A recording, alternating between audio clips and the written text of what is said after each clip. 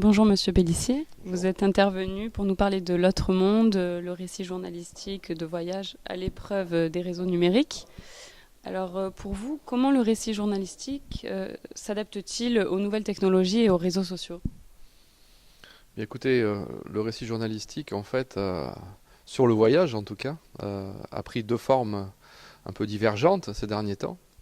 La première, c'est celle qui consiste effectivement à prolonger le mouvement qui existe sur les réseaux sociaux, qui est essentiellement un mouvement qui consiste à partager ses commentaires, c'est souvent des textes très brefs, hein, par le biais des réseaux sociaux, à partir du moment où on expérimente un séjour, un voyage sur une terre étrangère.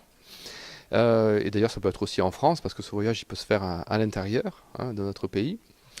Et la deuxième, un peu en opposition avec le journalisme digital, qui est lancé par les MOOCs, comme la revue 21, ou 6 mois, au long cours, qui sont effectivement des magazines où écrivent effectivement des journalistes, dont certains d'entre eux sont des grands reporters, mais pas seulement, qui vont privilégier plutôt le temps long, les textes longs, apporter un peu plus littéraire, et avec une dimension un peu plus découverte, et une dimension aussi éthique un peu plus marquée. Voilà. Donc il y a le tout venant, on va dire, qui inonde de commentaires les réseaux sociaux numériques. Et puis il y a effectivement un mouvement dit de résistance, qui n'est pas aussi non plus exempt de stratégie marketing, qui va plutôt privilégier les supports traditionnels, mais tout en se vendant bien, hein. Ce qui est frappant avec la revue 21, par exemple, ça fait 10 ans qu'elle existe, et le nombre de ses lecteurs n'a pas baissé, au contraire, et elle est rentable. Et avec le développement du partage des voyages du coup sur les réseaux sociaux, est-ce qu'on va vers une nouvelle forme de tourisme du coup? Ah bah oui, forcément.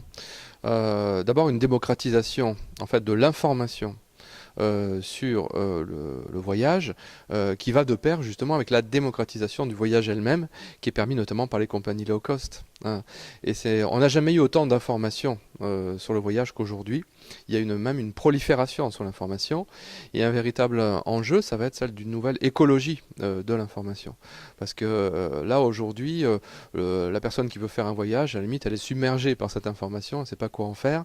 Il y a un véritable tri sélectif, pour employer un terme un peu écologique, qui doit être effectué par le voyageur, et le journaliste, justement, dans sa fonction de médiateur, va l'aider à faire ce tri sélectif.